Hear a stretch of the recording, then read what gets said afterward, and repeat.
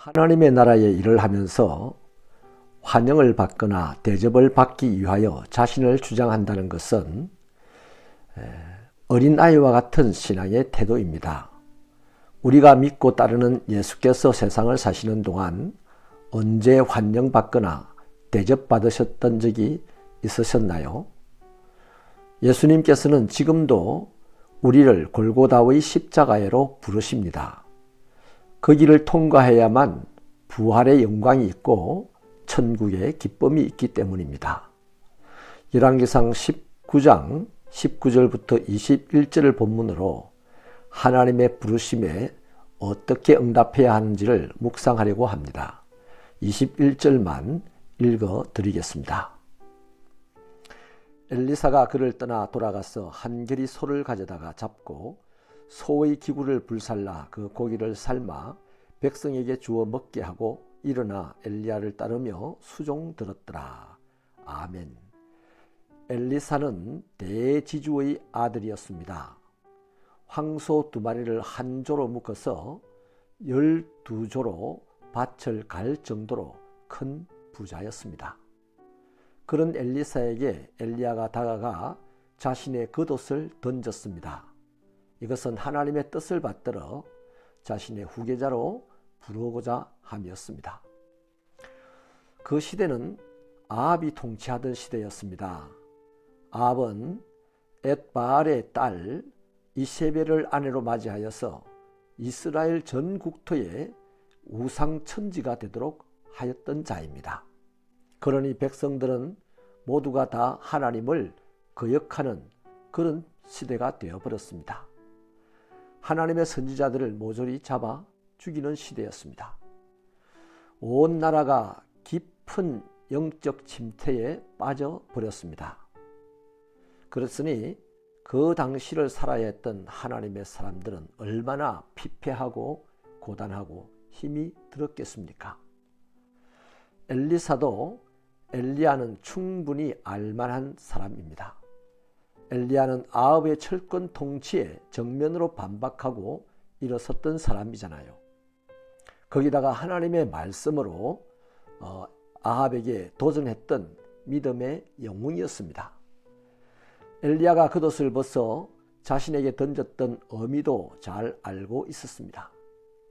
아무것도 부족한 것이 없이 안락하게 살아온 엘리사가 어느 날 갑자기 생각지 않은 부르심을 받은 것이죠. 그러고 보니 하나님의 부르심은 꼭 내가 준비되었다고 생각하는 그 시간에 국한하시는 것은 아닙니다.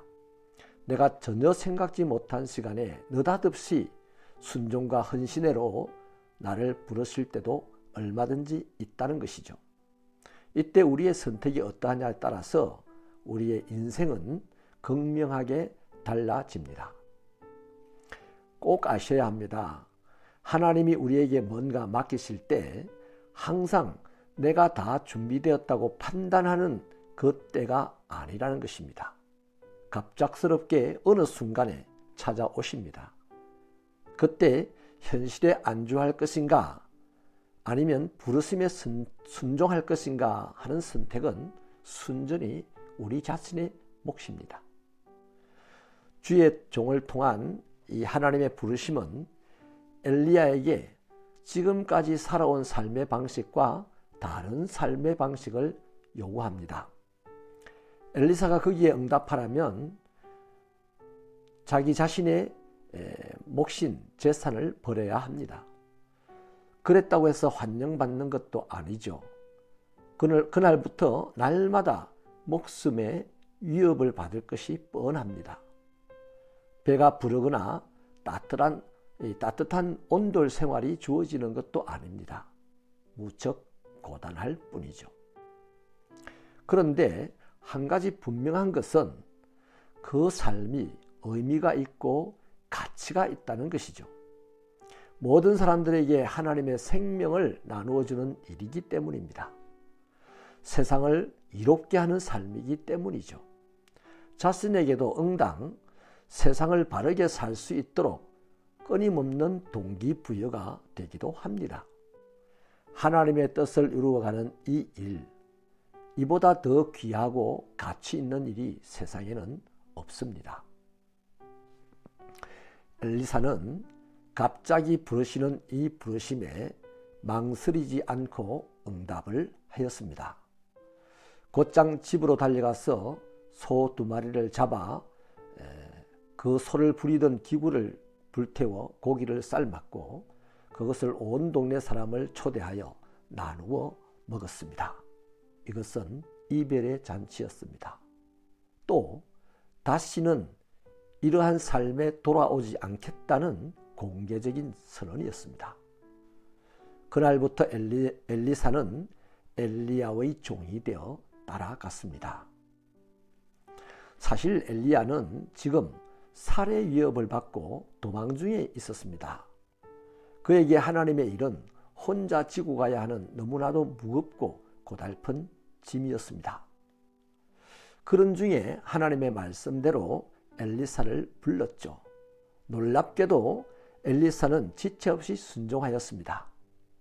이것이야말로 엘리야에게 하나님이 공급하시는 엄청난 위로였고 힘이 되었습니다. 달리 엘리사를 생각해 보십시다. 엘리야가 아무리 능력이 있고 대단하다 해도 모든 사람들이 등을 돌렸습니다.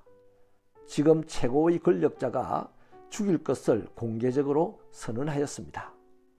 이런 사람이 자기를 보고 따르라고 합니다. 이 사람을 따르기 위하여서는 자신의 지위와 재물 등 모든 것들을 포기해야만 했습니다. 앞으로는 목숨까지 보장받을 수 없었습니다.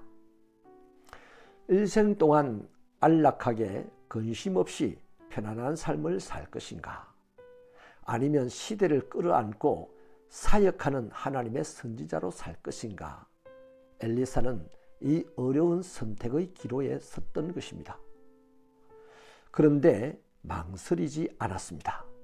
단호하게 모든 것에 배수진을 치고 하나님의 종을 따라갔습니다. 이것이 엘리야의 선택입니다. 하나님이 쓰시는 사람의 선택이 이렇다는 것이죠.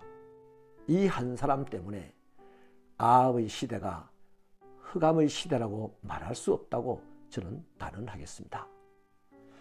믿음의 형제자매 여러분, 주님이 제자들에게 말씀을 하신 적이 있습니다. 누구든지 나를 따라오려거든 자기를 부인하고 자기 십자가를 지고 나를 쫓을 것이니라고 하셨습니다. 그렇습니다. 우리가 주님과 함께 가는 동안에 우리가 할 일은 어떤 능력을 발휘하는 일보다도 먼저 해야 할 일이 있습니다. 자신부터 부인해야 합니다. 자기 십자가를 져야 합니다. 그리고 아무리 마음이 상하고 고단하여도 주님을 쫓아야 합니다. 이제부터 환영받고 대접받는 일은 포기해야 합니다. 마음이 상하고 괴로워도 주님을 쫓아가야 하죠. 그래서 예수님을 제대로 믿는다는 것은 매우 외롭고 힘든 일입니다. 좁은 문으로 들어가서 좁은 길로 나아가는 것이죠. 그런데 그렇게 선택하고 가는 그 길이 가치가 있고 의미가 있습니다. 누군가 앞에서 그 길을 먼저 갔던 분은 그를 통하여서 엄청난 위로를 받을 것입니다. 따라오는 누군가에게는 그가 희망의 언덕이 될 것입니다. 예수 없이 자기를 포기하면 그 인생은 곧 절망의 낭떠러지에 서게 될 것입니다. 그러나 예수님 모시고 자기를 포기하면 반드시 그는 희망의 언덕이 될 것입니다. 하나님의 일에 당신이 부르심을 받았다면 그 부르심은 당신 인생의 최고의 큰 선물입니다. 하나님과 동행하며 함께 이 세상을 살아갈 때에 나를 부인하고 나에게 주어진 십자가를 지고 아무리 힘들고 상하여도 주님을 쫓아가는 자가 되어 반드시 주님의 그 능력을 맛보아 알게 하여 주시고 아버지 하나님의 영광을 보게 하시고 천국의 기쁨을 날마다 누리며 나누는 자가 되게 하여 주옵소서. 예수님 이름으로 기도하옵나이다.